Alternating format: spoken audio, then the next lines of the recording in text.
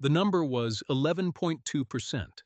That was the interest rate on the land note that Carol Enstad had inherited when her husband passed in October of 1985. Not the rate he had taken the loan at. That had been 14.5% in 1981, when the farm debt crisis was still building, and the rates that seemed impossible in 1983 had seemed merely high in 1981.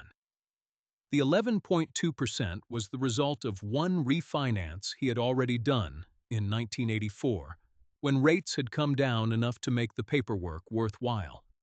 He had handled it. He had always handled the financial side. Carol had handled everything else.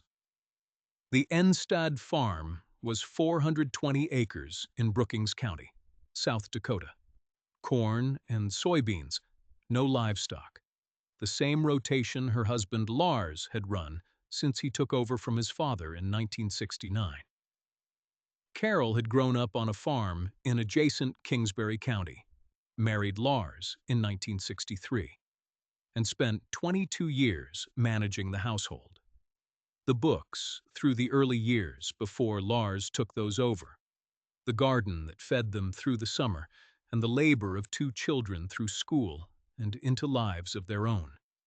She was 54 years old when Lars died of a heart attack on the 14th of October, 1985, in the cab of his tractor during the soybean harvest. The combine was still in the field when the ambulance left. South Dakota's farm economy in 1985 was in the third year of the contraction that had begun with the 1982 price collapse. Land values in Brookings County had fallen from their 1981 peak by approximately 45%. The farm families who were leaving, and families were leaving, at a rate that emptied churches and closed schools and left grain elevators short of the volume their fixed costs required, were largely the ones who had borrowed heavily at the peak and whose debt structures had not adjusted fast enough when the prices fell. The Enstad operation was not in crisis in the way that the most distressed farms in the county were in crisis. Lars had been conservative with debt, had not expanded aggressively at the peak, had refinanced in 1984 when rates came down. The operation was manageable. It was manageable because of decisions he had made over 15 years that had kept the debt-to-asset ratio below the threshold where the bank became a daily concern. What it was not was simple. Her son David, who was farming with a partner in Minnesota, came home for 3 weeks and finished the harvest. Her daughter came from Sioux Falls for the funeral and stayed a week. Then they went back to their lives, which was correct. She had told them to. And Carol was alone on 420 acres, with a land note at 11.2% and an operating line that needed to be renewed by March. She had 6 months to learn what Lars had always handled. She did not consider selling. She did not consider this carefully or with great deliberation. It simply was not a direction her thinking went. The farm had been in the Enstad family for 31 years. It would continue to be. What she needed to understand was the financial position. Lars had kept his records in a metal filing cabinet in the corner of the office, a room off the kitchen that had been a pantry before he converted it in 1978, and that still smelled faintly of the spices that had been stored there for 15 years before the shelves came down. Carol had been in the room hundreds of times. She had never needed to understand what was in the cabinet. She started in November, 3 weeks after the funeral, on a Tuesday morning when the fields were frozen and there was nothing that required her outside. She pulled every folder from the cabinet and laid them on the desk in chronological order. Loan documents, operating statements, grain settlement sheets, tax returns going back to 1971, the refinance paperwork from 1984, the current operating line agreement with the Federal Land Bank. She read everything.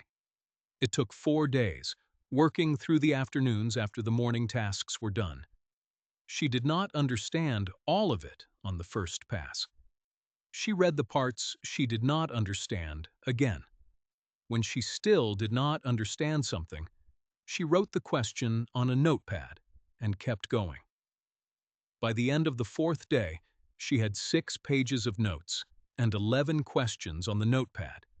6 pages of notes and 11 questions. And I keep thinking about what that actually took. Not the reading itself, but the decision to sit down and do it herself. She could have called David back, could have handed everything to an accountant and just waited to be told what was in there. She didn't. 4 days in that little office that used to be a pantry, going through documents she'd never had reason to look at before. And by the end, she had 11 questions, which means she'd understood enough to know what she still didn't understand. That's where it starts. That's the whole thing right there. The first meeting with the Federal Land Bank was in December. The loan officer, a man named Gruber, who had been Lars's contact for 7 years, sat across the desk from her and explained the current position with the careful patience that Carol recognized as the patience people used with widows when they were not sure how much the widow understood. She let him finish. Then she took out her notepad and went through her 11 questions. By the fourth question, Gruber's manner had changed. Not impolitely, he was a professional. But the careful patience had been replaced by something more direct, which Carol preferred. He answered all 11 questions. The answers confirmed what she had understood from the files and clarified 3 things she had not. The land note was at 11.2% with 9 years remaining. The outstanding balance was $187,000. The annual debt service was $31,400. The operating line was $65,000, drawn to $48,000 at the end of the crop year. The interest on the operating line was floating at prime plus 2, currently 10.5%. Her gross crop revenue for 1985, from the settlement sheets David had collected during the harvest, was $142,000 on 420 acres of corn and soybeans. Her fixed costs, land note service, operating line interest, insurance, taxes, were $52,800. Her variable costs, seed, fertilizer, chemicals, fuel, had run $61,400 in 1985. Total costs, $114,200. Net, $27,800, against a land note service requirement of $31,400. She was $3,600 short of covering the note from farm income before any living expenses. She wrote $3,600 on the notepad and circled it. In January, Carol drove to the county extension office in Brookings and asked to speak with the farm financial counselor.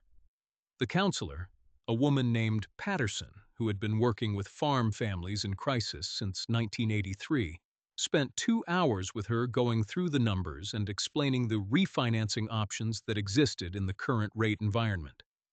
There were 3 options on the table by the end of the meeting.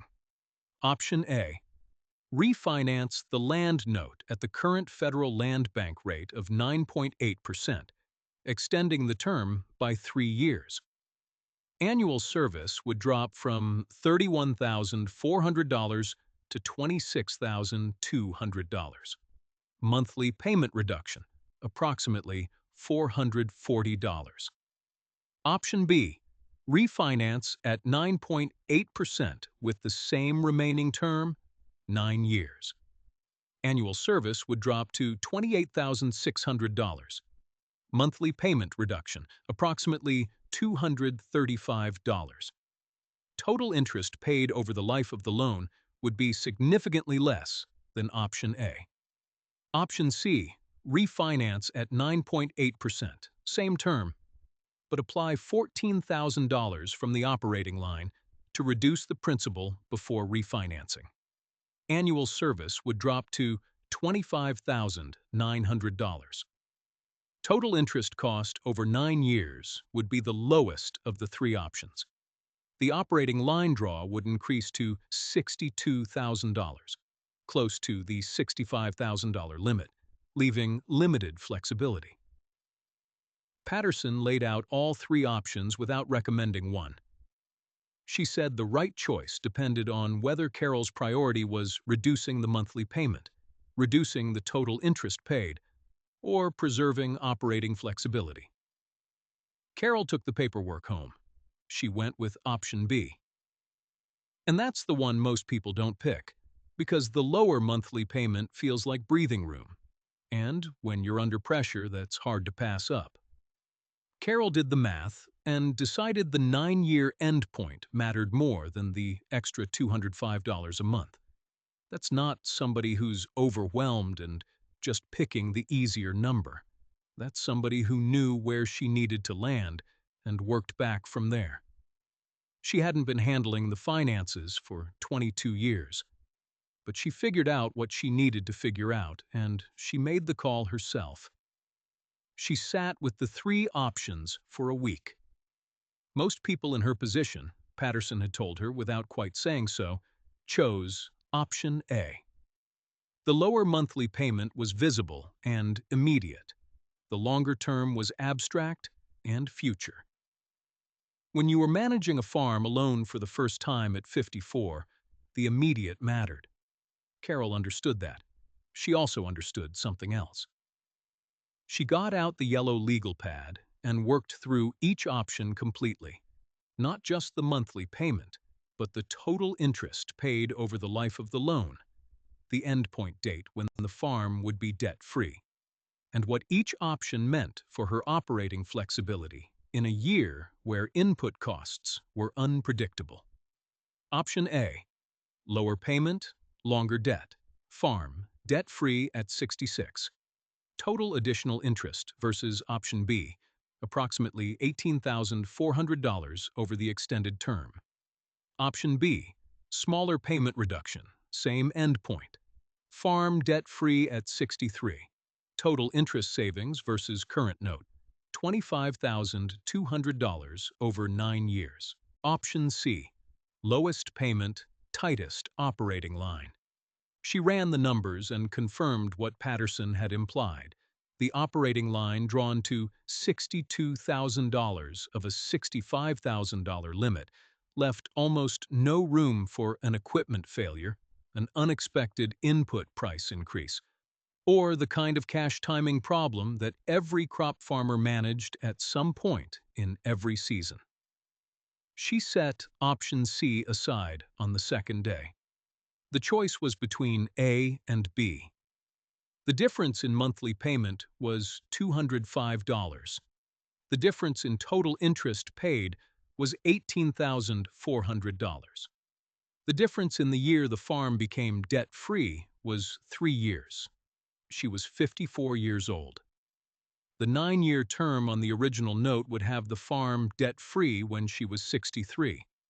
Option A extended that to 66, past the point where she was certain she wanted to be managing 420 acres alone, and past the point where a clean sale, if she ever chose it, would be straightforward without the note hanging on it. Option B kept the 9-year term and dropped the rate. The payment reduction was smaller than option A, but the farm would be free of the land note at 63. She could manage 3 years of tighter monthly numbers if the endpoint was the same. She chose option B, not because someone told her it was right, because she had done the arithmetic 3 times on the yellow legal pad, and the 9-year endpoint mattered more to her than the monthly difference of $205. She called Gruber at the Federal Land Bank and told him what she wanted. He confirmed the paperwork could be processed by the end of February. She thanked him and ended the call. The refinance closed on February 28, 1986. The new annual service on the land note was $28,600, a reduction of $2,800 from the previous year. Against her projected net of $27,800, she was now $800 short of covering the note from farm income, a gap that a modestly better crop year or a modest reduction in input costs, or both, could close. The 1986 crop year was adequate, not exceptional. The corn price was weak through harvest, and the soybean yield was 2 bushels per acre below her 5-year average. But the input cost reductions she had made in the spring, a smaller fertilizer application on the corn ground that she had assessed did not need the full rate Lars had been running, saved $4,200 against the previous year. Net for 1986, $31,100. Land note service, $28,600. She was $2,500 ahead. She wrote $2,500 in the farm records, the ledger she had started herself in November, a red, spiral notebook she had bought at the drugstore in Brookings, and that she kept on the left side of the desk where she could see it when she sat down. She did not call the children to tell them.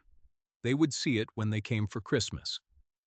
The question Patterson had asked in January, whether her priority was the monthly payment, the total interest, or the flexibility, was a question Carol had not been asked before in the context of her own financial decisions. It was the kind of question that assumed she was capable of having a priority, and of knowing what it was, and of acting on it. She had been capable of all three. The number was 11, 2% when she inherited the note in October. It was 9.8% when she closed the refinance in February. The difference was $2,800 per year for 9 years, $25,200 in total interest savings against the original terms. She had found that number herself in a filing cabinet in a room that smelled like Old Spices on a Tuesday in November when the fields were frozen and there was no one to ask. The farm was still there at 63. She sold it in 1994 to a neighbor who had been farming adjacent ground for 20 years, at a price that reflected 9 years of debt reduction and her own careful management of the operation she had inherited at 54. She did not need anyone to tell her what it was worth. She had the records. Carol chose the shorter term over the lower payment. If you were in her position in 1986, which would you have taken?